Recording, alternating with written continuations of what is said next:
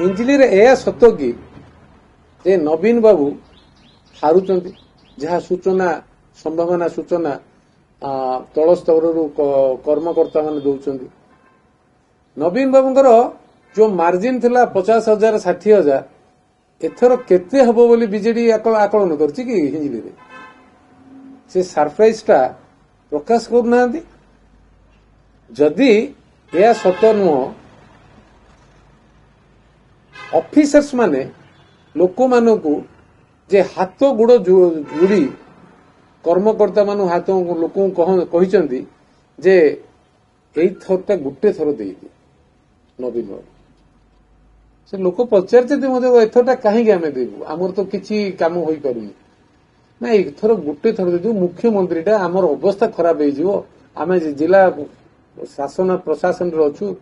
आम कथा रख गोटे थर भोट दे ये अवस्था कहीं विजु जनता दल 5,000 4,000 3,000 भुवनेश्वर मु देखिली बस्ती एरिया आम गंजाम बहुत दादन लोक सब ये आसी अच्छा से केते हजार लगे भोट टंका ऑफर देते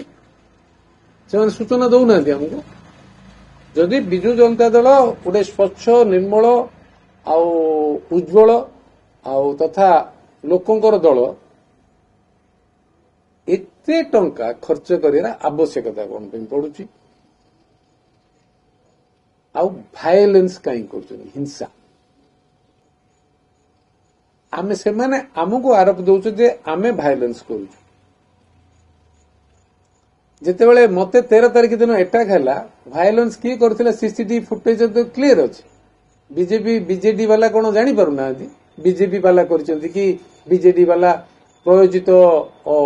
क्या व्यवहार करी जगह गत जो परदिन भी घटना खोर्धार घटना रे सीसीटीवी फुटेज टा प्रकाश कर असुविधा कौन अच्छे परमिशन नहीं करंतु इलेक्शन कमिशन रिटर्निंग ऑफिसर रो परमिशन नहीं कि गोटे सेंसिटिव स्टैंडिंग एमएलए को अरेस्ट करवा समस्त अरेस्ट हो पारे एमती नहीं कि अरेस्ट हो पारे जो इम्यूनिटी जार अच्छी ताकू छाड़देले समस्त अरेस्ट हो पारे कि गोटे स्टैंडिंग एमएलए निर्वाचित प्रतिनिधि को अरेस्ट कर जो प्रोसीजर अच्छी वो बेसिस रे बिना सीसीटीवी रो फुटेज रे तांकर जहाँ मीडिया बाइट माने दौरान स्थानीय लोक माने से समय जो माने थिले तांको मतामत को देखिले संदेह तो जोर जागृत होउछि आ गोटे कथा आज स्पष्ट करिया चाहे गणतंत्र रे जो अनुष्ठान माने गणतंत्र को रक्षा करिया संविधान व्यवस्था भितर सृष्टि करा जायछि से व्यवस्था भितर आज लोकंकर भरोसा बढ़ेवा से कर्तव्य नुह कि जदि